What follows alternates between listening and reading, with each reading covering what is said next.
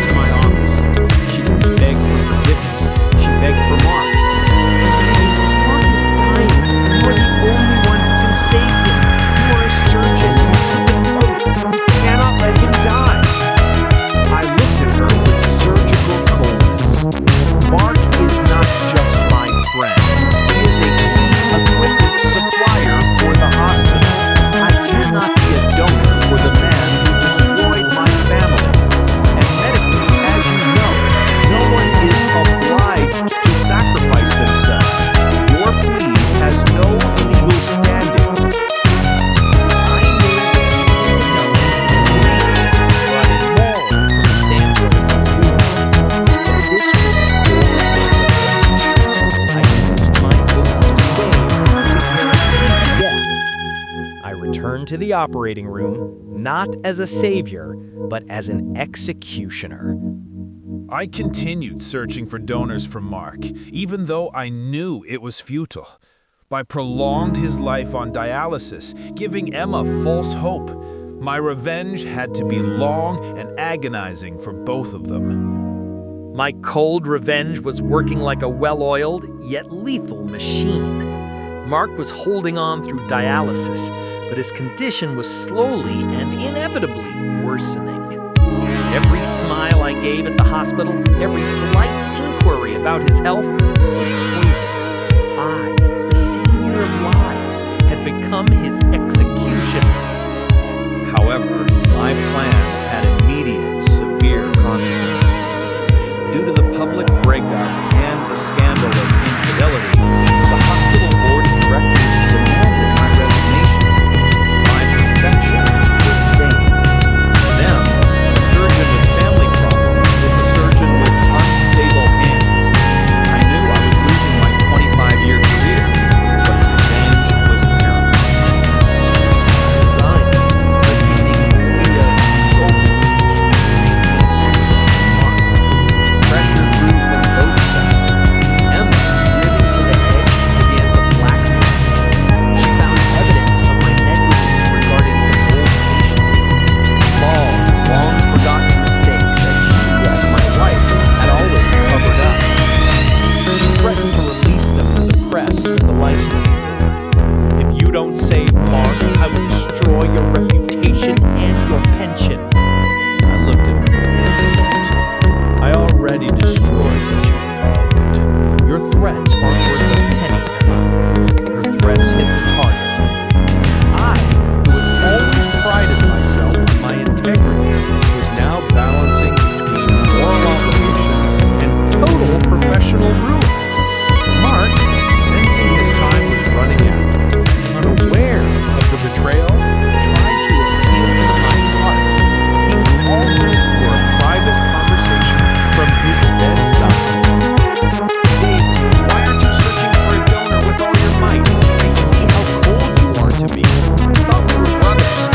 If you were in my place, I would give you my kidney without hesitation. His words, I would give you my kidney before I blow the moment melted. I almost broke. I looked at his face, the face of my best friend, and saw a martyr. But then I remembered the tablet, the messages, and the coldness returned. I couldn't tell him the truth, because then the revenge would be too swift. I am doing everything possible, Mark, I lied. Your case is unique. Just hold on. I decided to bring my revenge to a final public climax. I found a way. I knew Mark kept all his personal savings in a closed investment fund. As his best friend, I was the only one with access to his financial data. I couldn't steal his money, but I could destroy his legacy. I used my knowledge to execute several risky and irreversible trades that, within 3 days, were meant to crash his entire fund. He was meant to die, not only without a kidney, but in poverty. And then the call came. It was the National Donor Service. They had found another potential donor for Mark. Not ideal like me, but good enough to give him a chance at survival. The surgery had to be performed in 48 hours, and I, as the supervising surgeon, was informed. This was the worst-case scenario. If Mark survived, my revenge would be meaningless. The appearance of a potential donor was a catastrophe. If Mark survived, my revenge would not only lose its meaning, it would turn me into a petty monster whose victim survived despite his refusal to save a life. I had to intervene. I, David, the chief surgeon,